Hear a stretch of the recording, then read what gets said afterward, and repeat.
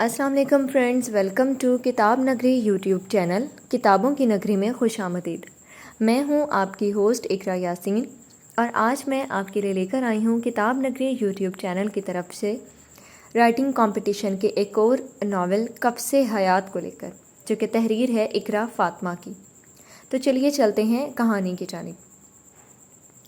زندگی ایک پل میں کیسے کسی پر تنگ ہوتی ہے، کیسے ایک پل میں کوئی کسی کا جینا محال کرتا ہے،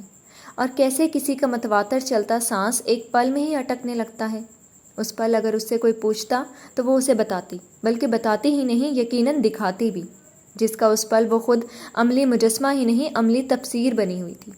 کسی مڈل کلاس محلے کی تنگ مگر پر رونق گلیوں میں رہنے والی وہ ایک خاموش طبع سلجھی ہوئی لڑکی تھی،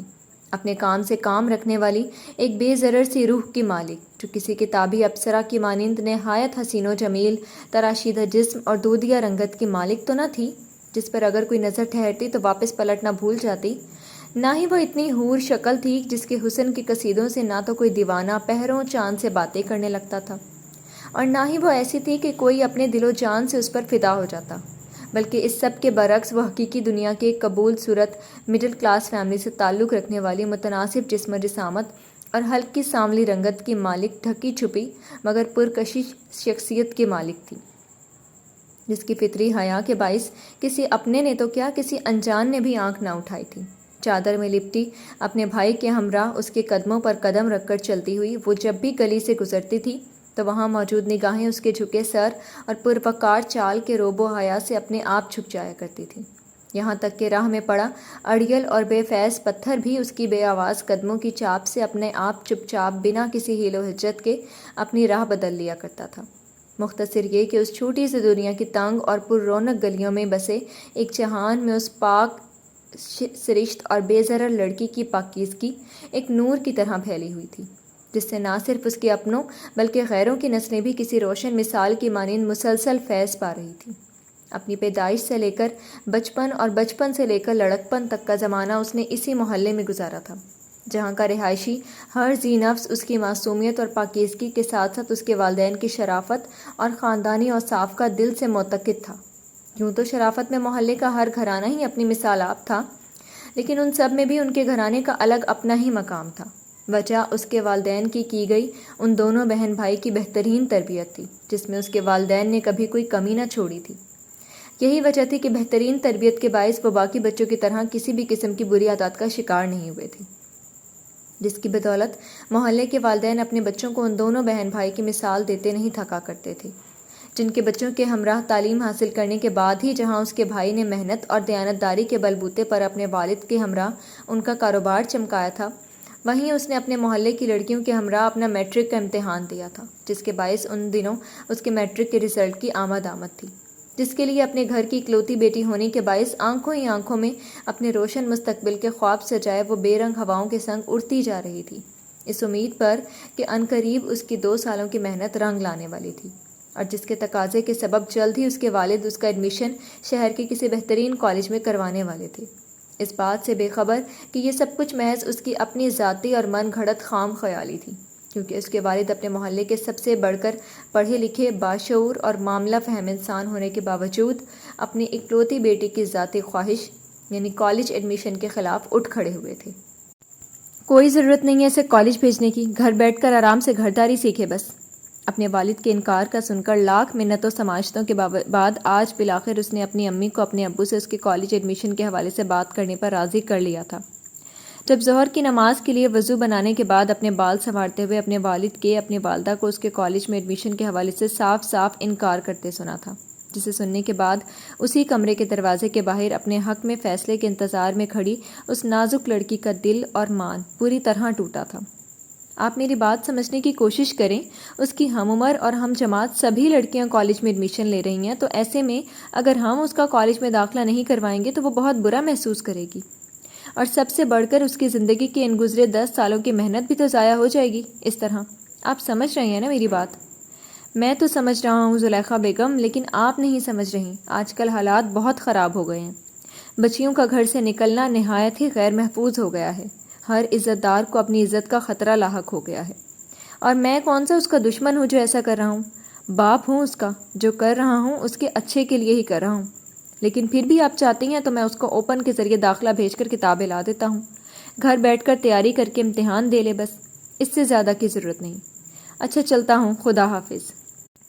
اپنے شوہر کی باتوں سے زلیخا بیگم دل محسوس کر رہ گئی تھی، جانتی تھیں اپنی بیٹی سے بات کرنے اور سمجھانے کی انہیں ضرورت نہیں پڑے گی، کیونکہ وہ یہ سب پہلے سے ہی سن چکی تھی، جس کے نتیجے میں واضح ثبوت کی صورت میں وہ کئی دنوں تک چپ سادھے گھر میں خود کو مصروف کیے رہی تھی، ایسے جیسے وہ صبر کی چوکھٹ پر مضبوطی سے اپنے قدم جمانے کی کوشش کر رہی تھی۔ لیکن کب تک؟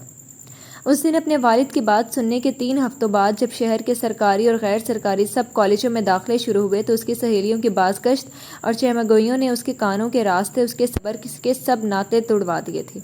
اور وہ جو کئی دنوں سے صبر کی عملی تفسیر بننے کی تگودوں میں ہلکان ہو رہی تھی، اس اپنے پیر اس چوکھٹ سے سرکتے دیکھ کر ایک بار پھر سے زلیخا بیگم کی گود میں آ گری تھی،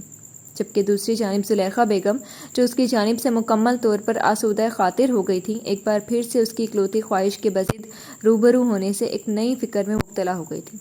جانتی تھیں اپنی ضد کے برعکس حقیقتاً ان کی بیٹی بہت صابر تھی، یوں کہ اگر وہ ایک بار اور اسے اپنی خواہش سے دستبردار ہونے کا کہتی تو وہ خاموشی سے دستبردار ہو جاتی اور پھر کبھی بھی اس کا اظہار نہیں کرتی، لیکن جانے کیوں اس بار وہ ایسا نہ کر سکی تھی۔ وجہ پچھلی بار بنا کچھ کہے اس کے وہی خاموش اور نیم رضامندی تھی، جس کے سعادت مندی سے کیے گئے اظہار نے ان کا دل چیر دیا تھا، لیکن اس بار وہ اس خاموشی کو سہ جانے کا حوصلہ نہ رکھتی تھی۔ کو اس نے واضح الفاظ میں ان سے نہیں کہا تھا، مگر جب باوجود ایک مرتبہ اظہار کے دل کی خواہش زبان پر آ کر بار بار اپنا دم توڑتی جا رہی تھی تو زلیخا بیگم اپنی اکلوتی بیٹی کی اس اکلوتی خواہش اور حق کی خاطر ایک بار پھر دل کے ہاتھوں مجبور اپنے شوہر کے سامنے بے بس التجائیں سمیٹ گئی تھی۔ اکلوتی بیٹی کی ذاتی خواہش کا سوال اور پھر اس پر متواتر التجاؤں کا سلسلہ بالآخر اس کے والد کو ماننا ہی پڑا تھا۔ ایسا نہیں تھا کہ وہ دل سے راضی ہوئے تھے، مگر کچھ تھا ان التجاؤں میں جو انہیں نہ چاہتے ہوئے بھی ماننا پڑا تھا، جبکہ دوسری جانب اس کے والد کی جانب سے اس کے کالج ایڈمیشن کے لیے ملنے والا اجازت نامہ تھا یا زندگی کا پروانہ۔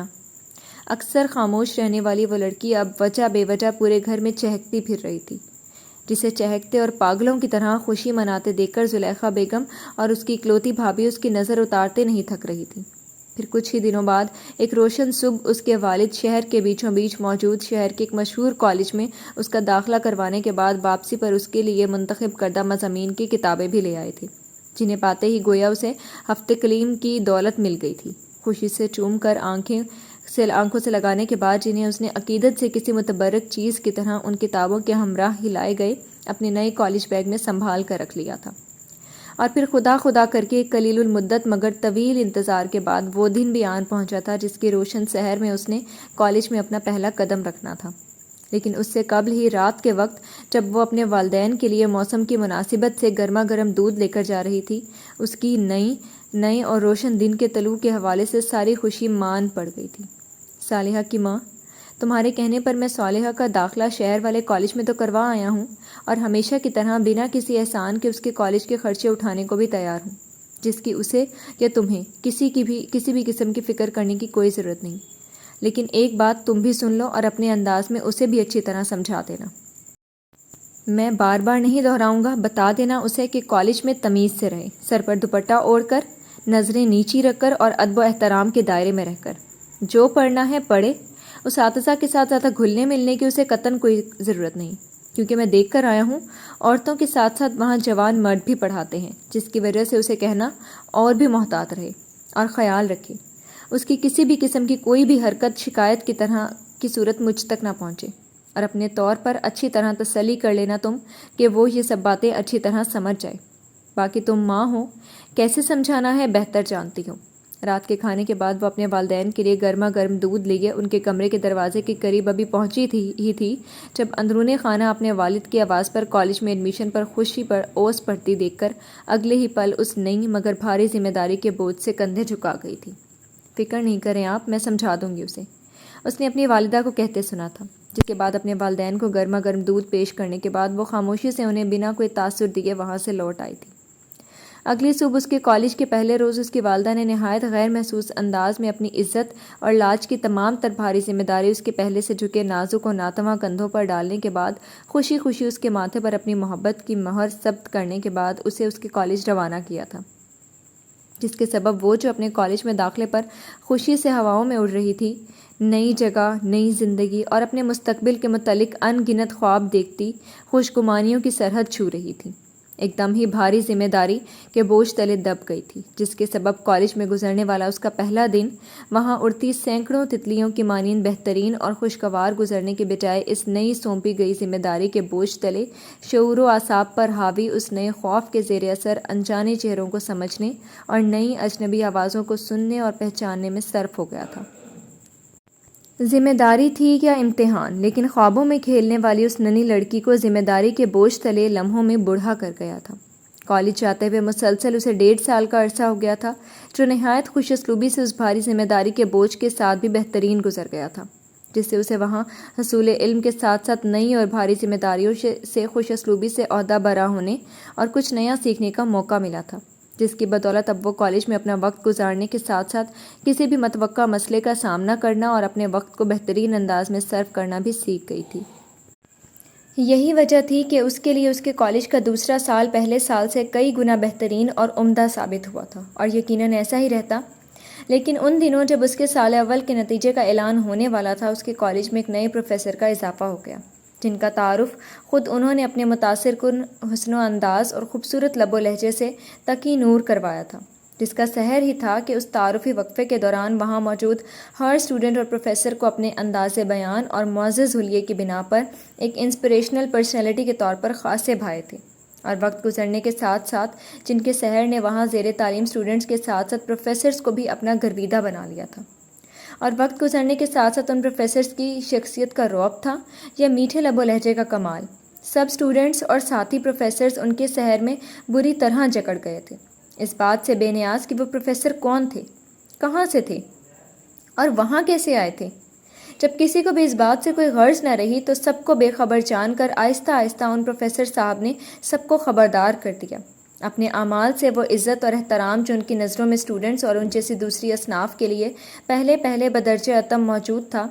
رفتہ رفتہ انہوں نے فطری شرنگیزیوں میں بدل دیا، جس کے باعث ان پروفیسر صاحب کی وہ شیطانی فطرت جو موقع محل کے حساب سے کہیں جا سوئی تھی، یا یوں کہنا بہتر ہوگا کہ ان پروفیسر صاحب نے خود جا سلائی تھی، اب اس نے کھل کر انگڑائی لی تھی۔ یہی وجہ تھی کہ اپنی پیشہ ورانہ تربیت کے پس پردہ تمام ساتھی پروفیسرز کی آنکھوں میں شرافت کی اندھی دھول جھونکنے کے بعد اس نے اسٹوڈنٹس پر اپنے ناجائز سحر کے ناپاک اثرات ظاہر کرنا شروع کر دیے تھے، جس کے زیر اثر نچلے درجے پر اسٹوڈنٹس میں ایک اندیکھی قلیل المدت ہلچل نے سر اٹھایا تھا۔ اسٹوڈنٹس اگرچہ اپنے لڑکپن کی دہلیز سے قدم نکالتی اصناف ہی کیوں نہ تھیں، مگر شرم و حیا ان کی فطرت میں گندھی ہوئی خدائی صفت کے طور پر ابھی موجود تھی، جس نے ان کو ایک عجیب احساس کے زیر اثر اس شیطان نما انسان سے ایک حد مقرر کرنے پر مجبور کیا تھا، جس کی شکایت بالآخر ان میں سے چند ایک نے دبے الفاظ میں اپنی اساتذہ سے بھی کی تھی۔ لیکن چونکہ اس نئے آنے والے پروفیسر کی پوسٹ سینئر تھی اور فی الوقت عارضی اور قلیل مدت کی حامل بھی تھی، اس لیے ان ٹیچرز میں سے کسی کے لیے بھی اعلیٰ حکام سے اپیل کرنا ناممکن تھا۔ یہی وجہ تھی کہ باوجود طالبات میں ہونے والی باہمی ہلچل کے اس پروفیسر کی کسی ذاتی اور بے باک سرگرمی میں کوئی لرزش نہ آئی تھی، جس میں اسٹوڈنٹس کے ساتھ نامناسب الفاظ سے اظہار رائے کرنا، اسٹوڈنٹ سے بد نظری کرنا اور اکثر اپنی نامناسب حرکات سے اسٹوڈنٹس کو ہراساں کرنا بھی شامل تھا۔ لیکن چونکہ بات عزت کی تھی اور اس پروفیسر کے خلاف کوئی واضح ثبوت بھی نہ تھا، اس لیے کسی اپنے سے تو کیا، کسی غیر سے بھی اس قسم کے اظہار رائے کی توقع وہاں کسی سے نہ تھی۔ ایسا نہیں تھا کہ ان میں سے کوئی ہمت نہ رکھتی تھی، لیکن کچھ تھا جس نے سب کو ایسی کسی بھی حرکت سے فی الوقت باز رکھا تھا۔ یہی وجہ تھی کہ اس پروفیسر کا دل ماڈرن انداز والی لڑکیوں تک اپنے برے اتوار کی گرد اڑنے کے بعد جب ان کی جانب سے حوصلہ افزا اور تسلی بخش جواب نہ ملنے سے اوب گیا تو اس کا شیطانی دماغ اس جیسی خاموش طبع اور سنجیدہ مزاج لڑکیوں سے شیطانی کا گہوارہ بن گیا، جس کی بدولت بدقسمتی سے وہ بھی انہی میں شمار ہو گئی تھی۔ اس بات کو جانتے بوجھتے کہ ابھی بھی کچھ شرپسند طبیعت کے مالک اصناف اس بد فطرت پروفیسر کی ناک کی نکیل بننے کو تیار تھیں، وہ عمدن ان بے ضرر لڑکیوں کی جانب متوجہ ہو گیا تھا، جن کے لیے اپنا سب عمدہ ہتھیار اس نے اپنی خوش مزاجی کا ہی اپنایا تھا، لیکن یہ ان کی خوش قسمتی تھی یا پھر بدقسمتی کی ابتدا اس پروفیسر کے بارے میں اس کی کلاس میں ہی موجود ان لڑکیوں میں سے کچھ کی قابل نفرت آرا نے انہیں محتاط کر دیا تھا۔ یہی وجہ تھی کہ اس کی خوش الحانی سے عزت کا اگر کوئی عنصر ان طالبات کے دل میں پیدا ہوا بھی تو وہ پہلے ہی ختم ہو گیا تھا، اور اس پر خدائی مدد جب کچھ اسٹوڈنٹس کے ذاتی اثر و رسوخ کی بدولت انہیں اس پروفیسر کے کردار کی حقیقت سے متعلق زبانی آگاہی مل گئی تھی، وہی آگاہی جو انہیں اس کے کردار کی بدولت نصیب ہوئی تھی، اور وہی جس کی بدولت وہ اپنے سابقہ کالج سے بھی نکالا گیا تھا۔ لیکن افسوس کہ اب یہ عتاب ان پر نازل ہو چکا تھا، جس سے وہاں کی کچھ اسٹوڈنٹس باخبر تو کچھ بے خبر تھیں، جن میں سے اس کا شمار پہلی صف کے اسٹوڈنٹس میں بدرجہ اتم ہوتا تھا، جن پر بھی اپنی شرپسند فطرت کا سحر اس نے چلانا چاہا تھا، لیکن اپنی فطری حیا اور تربیت کے زیر اثر وہ اس سے بچ نکلی تھی۔ مگر کب تلک؟ آخر کسی ایک کو تو اس کی فطری تسکین کا باعث بننا تھا۔ اب یہ اس ذمہ داری کے بوجھ تلے دب جانے سے ابھرنے والے خوف کی بدولت اس کی احتیاط کا اثر تھا، یا اس پروفیسر کی جانب سے ہوئی فطری آگہی کے سبب اس کی اپنی سوجھ بوجھ کا؟ کم عمری کے اس حصے میں وہ یہ بات اب اچھی طرح سمجھ گئی تھی کہ اس کے سر پر اوڑھی گئی والدین کی وہ کانچ سی عزت کی چادر اس کے گھر کی چار دیواری کے نور سے باہر کے شیطانی سحر سے کئی گنا زیادہ قیمتی تھی۔ مگر افسوس کہ یہ آگہی محض اس تک ہی محدود تھی، اس معاشرے یا اس کے بدنام زمانہ باشندوں تک نہیں۔ کالج میں حصول علم کے لیے کوشاں ہوئے ایک عرصہ جو اس کے نزدیک اس کے والدین کی دعاؤں کے حصار تلے نہایت خوش اسلوبی سے عزتوں کا مان رکھتے گزر گیا تھا، اور آئندہ بھی گزرنے والا تھا، اس بات سے بے خبر کہ یہ محض اس کی خام خیالی تھی جو بہت پہلے ہی اس کی قسمت میں لکھی ایک قیامت خیز سیاہی کے سامنے ہار چکی تھی، اس کے لیے زندگی بھر کا روگ بننے والا تھا۔ اپنے زمانے میں چونکہ وہ اپنی محنت اور قابلیت کی بدولت اسکول کی ذہین طالبات میں شمار ہوتی تھی، تو اسی سبب کالج میں بھی اس کے متوقع رزلٹ کے اعلانیہ مبارکباد کی بدولت وہ پہچان کسی سے بھی ڈھکی چھپی نہ رہی تھی، جس کی بڑی وجہ کالج کے سال اول میں آنے والی اس کی نمایاں پوزیشن تھی، جس کی بدولت اب اس کی ہم جماعت لڑکیاں ہی نہیں بلکہ کبھی کبھار اس کے سینئرز بھی اس سے اپنے کسی نہ کسی طالبی مسئلے میں مدد لیتی نظر آتی تھی، جن کی وہ بخوبی مدد کر دیا کرتی تھی، جس پر اس کی کلاس فیلوز کے ساتھ ساتھ اس کی سینئرز بھی اب اس کے دل سے مشکور ہوا کرتی تھیں اور وہ دل سے مطمئن۔ لیکن اس سب کے باوجود اس پروفیسر کی بدولت ایک ان دیکھے ڈر نے باوجود اس کی مسلسل احتیاط کے وقت گزرنے کے ساتھ ساتھ اس کے اندر گھر کر لیا تھا۔ اس کے اس تمام ذہانت کے وصف کو جس نے مزید نکھار دیا تھا، اب یہ اس کی بدقسمتی تھی یا پھر قسمت کی ستم ظریفی کہ اس کے اسی وصف کا پتہ سیاہ بختی نے لگا لیا تھا۔ وہ اس کے کالج کے شعبہ خاص سے تعلق رکھنے والا متناسب قد اور جسامت کے ساتھ اس سے دگنی عمر کا پروفیسر جو اپنی متحرک سرگرمیوں اور اعلی اخلاق کی بدولت پورے کالج میں ایک معتبر شخصیت کے طور پر مشہور ہوا تھا، بات شیطانی صفت اپنے خاموشی سے اس کی تباہی کا سامان کرنے لگا، اس بات کا پاس رکھے بغیر کہ وہ دنیا کی کس قدر مقدس پیشے سے وابستہ تھا۔ یہ بھیانک کھیل تو کب سے جاری تھا؟ اس بات سے باخبر ہونے کے باوجود وہ اپنی پڑھائی میں مصروف نہایت احتیاط سے کالج میں اپنے باقی ماندہ دن پورے کرتی ہوئی اپنے سالانہ امتحان کی تیاریوں میں مصروف تھی، جب ایک دن کالج میں پھیلی اس سیاہی نے بدقسمتی کی صورت اس کے دروازے تک اس کا پیچھا کیا تھا۔ اس روز کالج سے بذریعہ وین گھر لوٹنے پر ایک ان دیکھی اور ان چاہی قیامت اس کے استقبال کو موجود تھی۔ اس کے کالج کا وہی شیطان صفت پروفیسر جو عمر میں اس سے کافی بڑا تھا، کالج واپسی پر اس سے پہلے ہی اس کے گھر کی دہلیز کے اس پار اسی کے لیے اسی کی تباہی کا سامان لیے موجود تھا، جس کا اندازہ اسے گھر میں داخل ہونے کے بعد چھائے غیر معمولی سناٹے سے ہی ہو گیا تھا، اور جس کا واضح ثبوت گھر کے اندرونی کمرے میں داخل ہونے کے بعد اس درندہ صفت انسان کی موجودگی اور دروازے کے سامنے میز پر اس کے والد کے سامنے دھرے چند کاغذ کے ٹکڑوں اور اپنے والد کے پتھریلے تاثرات کی صورت میں اسے مل گیا تھا، جو اس شخص نے جانے کس رنگ میں رنگ کر مگر اس کے والد کو دکھایا اور پھر کہہ سنایا تھا، اور جس پر بدقسمتی سے انہوں نے اندھا یقین بھی کر لیا تھا۔ اس کمرے میں ڈھہ کر اس کے اپنوں کے بے جان وجود سب سے واضح ثبوت تھے، جو خاموش بھی چینخ چینخ کر اسے یہ بتانے کو کافی تھے کہ وہ بے گناہ تباہ ہو چکی تھی، مگر دل تھا کہ اس انہونی پر یقین کرنے کو تیار نہ تھا، صدمہ جان لیوا تھا اور سر چڑھ کر بولتا تھا، آنکھوں کے ذریعے سیلاب کی مانند بہہ نکلا تھا، ہر سو پھیلی قیامت خیزی کے باعث جب کچھ سمجھ نہ آیا تو وہ ٹوٹی بکھری حالت میں صدمے سے دروازے کے ساتھ لگ کر اپنی بے قصور بیٹی کی بے گناہی پر بے آواز آنسو بہاتی اپنی ماں کی جانب بڑھ گئی تھی۔ امی، آپ جانتی ہیں میں نے کچھ نہیں کیا، آپ مجھے جانتی ہیں، سب جانتے ہیں میں ایسی نہیں ہوں، یہ آدمی جھوٹا ہے، یہ کمینہ انسان جھوٹا ہے، یہ سب جھوٹ ہے، آپ کی بیٹی پر الزام ہے، سب تہمت ہے یہ، آپ خود بتائیں مجھے کہ آپ کی بیٹی ایسی ہے؟ اپنی ماں کے سامنے التجائیہ نگاہوں سے دیکھتی ہوئی کالج یونیفارم میں ملبوس اس لمحے وہ ایک ہستی بستی لڑکی سے زندہ لاش میں بدل گئی تھی۔ خوف سے جس کا رنگ لٹھے کی مانند سفید ہو گیا تھا، آنکھوں میں بے یقینی، بازو میں کپکپاہٹ اور قدموں میں لڑکھڑاہٹ نمایاں تھی، یوں جیسے ابھی گر جائے گی۔ اور وہ گر ہی تو گئی تھی، اپنی عزت کی پاک شفاف چادر کو رکنے سے بچاتی، سنبھالتے سنبھالتے بے خبر اس میں الجھ کر وہ گر ہی تو گئی تھی۔ صدمے سے قدموں میں جان نہ رہی تو اپنی ماں کے قدموں میں ہی ڈھیر ہو گئی، جسے اس کی ماں نے بے آواز روتے ہوئے اپنے سینے میں بھینچ لیا تھا۔ ایک لمحے کو اسے لگا کہ یہ آغوش اسے پناہ دے گی، مگر افسوس یہ لمحہ بھی عارضی تھا۔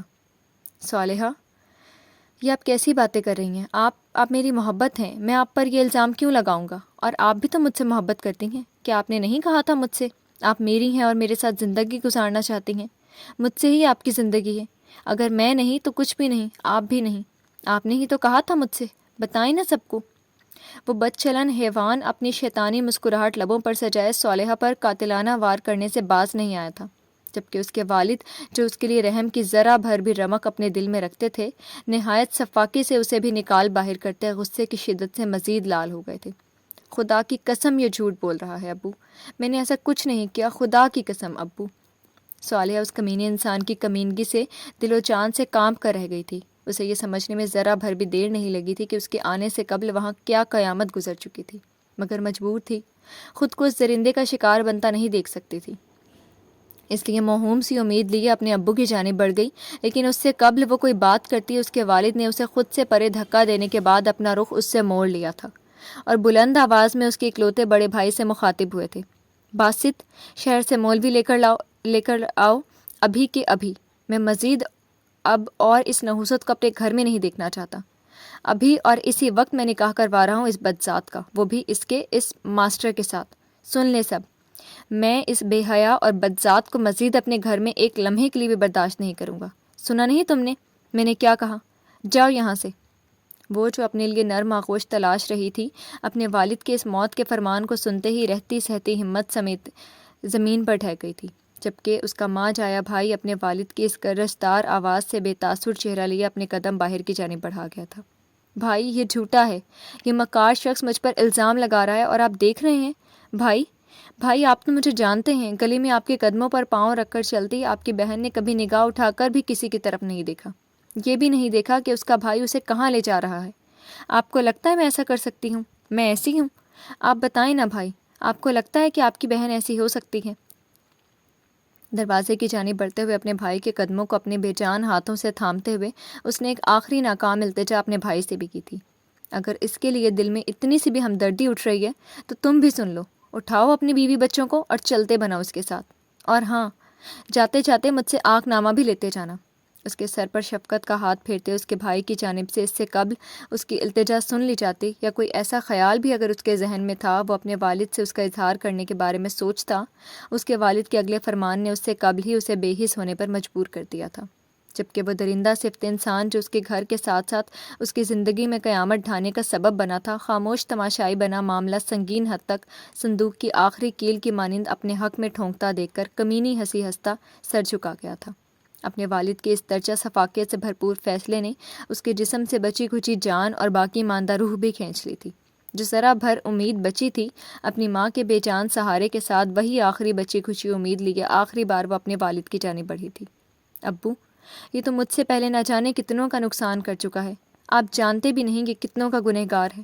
پہلے کتنوں کی زندگی تباہ کر چکا ہے، کتنوں کا گنہگار اور قرض دار ہے، اور اب مجھ پر بھی قہر ڈھانے آ گیا ہے۔ ابو، کہ آپ کو ایک بار بھی مجھ پر رحم نہیں آیا؟ ایک بار تو میرا یقین کر لیں، میں نے ایسا کچھ نہیں کیا، یہ انسان جھوٹ بول رہا ہے، یہ خط بھی میرے لکھے نہیں ہیں، یہ میری لکھائی ہی نہیں ہے۔ ابو، کہ آپ میری لکھائی نہیں جانتے؟ میں کیسے یقین دلاؤں آپ کو؟ یہ کمینہ شخص آپ سے فریب کر رہا ہے، میں نے ایسا کچھ نہیں کیا، یقین نہیں آتا آپ کو تو بے شک کسی سے بھی پوچھ لیں۔ اپنے والد کے سامنے ہمت باندھتے وہ آخری التجا تھی جو وہ کر گئی تھی، اس سوچ کے سہارے کہ موت تو آنی تھی، لیکن بے بسی سے مرنے سے بہتر تھا وہ ایک بار اور اپنی زندگی کے لیے کوشش کر لیتی جو بے سود تھی۔ تم نے کیا مجھے ہر بار کی طرح بیوقوف سمجھا ہے کہ جب جب تم میری آنکھوں میں دھول جھونکو گی تب ہی میں اندھا ہو جاؤں گا؟ تم کیا سمجھتی ہو اپنے کالے کرتوتوں کو تم نے کیسے چھپایا ہوگا؟ میں جانتا نہیں۔ مقابل بھی جیسے پتھر دل ہو گیا تھا، دل میں رحم کی ایک چھینٹ سے بھی مرحوم جس ظلم کی انتہا پر پہنچتے اس کا دایاں گال بھی داغ دیا تھا۔ باپ کے اٹھے ہاتھ پر وہ جی جان سے لرز گئی تھی۔ مگر کیا کرتی، مقابل بھی اس کی زندگی تھی جو تباہی کے دہانے پر کھڑی تھی، جس کے لیے وہ ایک بار پھر اٹھ کھڑی ہوئی تھی۔ ابو، میں کوئی نہیں، آپ کی بیٹی ہوں، آپ کا خون ہوں، آپ کی تربیت ہوں، مجھ پر نہیں تو کم از کم اپنی تربیت پر ہی یقین کر لیں۔ ہچکیوں سے روتے ہوئے اس نے اپنے والد کا بازو تھامتے انہیں اپنے ہونے کا احساس دلانا چاہا تھا، جس پر بجائے موم ہونے کے وہ شفافیت سے اس کا ہاتھ جھٹک کر اسے خود سے دور کر گئے تھے، ایسے جیسے وہ کوئی ناپاک گندا کچرے سے اٹھایا وجود تھا۔ مت کہو اپنی ناپاک زبان سے مجھے ابو، نہیں ہو تم میری اولاد، چلی جاؤ یہاں سے، اس سے پہلے کہ میں بنا باسط کا انتظار کیے تمہیں دھکے مار کر نکال دوں یہاں سے۔ مت کرو مجھے اتنا مجبور کہ میں اپنے وقار سے ہی گر جاؤں۔ شفافیت سے اسے خود سے دور کرتے انہوں نے ایک بار پھر سے ظلم کی انتہا کر دی تھی۔ امی، آپ ہی کچھ بولیے نا، آپ ہی دیجیے نا گواہی اپنی بیٹی کی۔ باپ سے نا امید ہو کر وہ بے آواز اپنے قریب کھڑی اپنی ماں سے لپٹ گئی تھی۔ کہہ دیا ہے میں نے تم سے باسط کی ماں، اگر تم نے ایک لفظ بھی اس کے لیے بولا تو میں یہیں کھڑے کھڑے تمہیں طلاق دے دوں گا۔ گھر میں موجود اس کی بھابھی اور بچوں تک کا خیال نہ کرتے ہوئے اس کے باپ نے آج ظلم کی ایک نئی تاریخی رقم کر ڈالی تھی۔ اپنے والد کے وہ آخری الفاظ تھے یا سور جس کے پھونکنے کی دیر تھی اور وہ حقیقی معنوں میں پتھر کی ہی ہو گئی تھی۔ پھر وہ جو ہمت جتاتی اپنی ماں کے سہارے وہاں آئی تھی، سکتے سے نڈھال غموں کا جہاں لیے اپنوں کے دغا سے بڑھ کر ان کی مجبوریوں کے بوجھ تلے اندھیروں میں گم، وہ نازک کلی کب اپنی عمر سے دگنے اس شیطان صفت انسان کے ساتھ وہاں سے نکال باہر کی گئی تھی، اسے خبر بھی نہ ہو سکی۔ اس قیامت کو گزرے آج کئی سال بیت گئے تھے، وقت سے پہلے بالوں میں چاندی اتر آئی تھی، لیکن خود پر بیتے ان سیاہ پلوں کا غم آج بھی اس کے دل میں تازہ تھا، بالکل ایسے جیسے وہ قیامت خیز لمحہ اس پر سالوں پہلے نہیں بلکہ ابھی ابھی گزرا تھا، ایسے جیسے وہ آج نئی نئی بے گھر ہوئی تھی، وقت کی چکی تھی، پیس رہی تھی، اور وہ اس چکی میں چپ چاپ بنا کوئی آواز کیے پستی چلی جا رہی تھی، یہاں تک کہ اس پر وہ قیامت گزرے آج کئی سال گزر گئے تھے، یہاں تک کہ وہ قیامت برپا کرنے والا حیوان بھی عرصہ ہوا منو مٹی تلے جا سویا تھا، جس کی اب کوئی باقیات بھی باقی نہ بچی تھی، جس کے بچے اس کے سائے میں اپنی اپنی عمر کی کئی منزلیں طے کر گئے تھے، لیکن وہ تھی آج بھی وہیں کھڑی تھی۔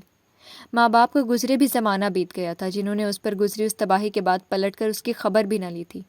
اکلوتا خود غرض اور موقع پرست بھائی بھی عرصہ ہوا جب ماں باپ کا سایہ سر سے اٹھنے کے بعد بہن کا غم منانے چلا آیا تھا، جس پر اس نے ابو کی جائیداد کے اس اکلوتے وارث کو تنبیہاً واپس بھیج دیا تھا کہ مزید اس میں اور غم اٹھانے کا حوصلہ نہ تھا۔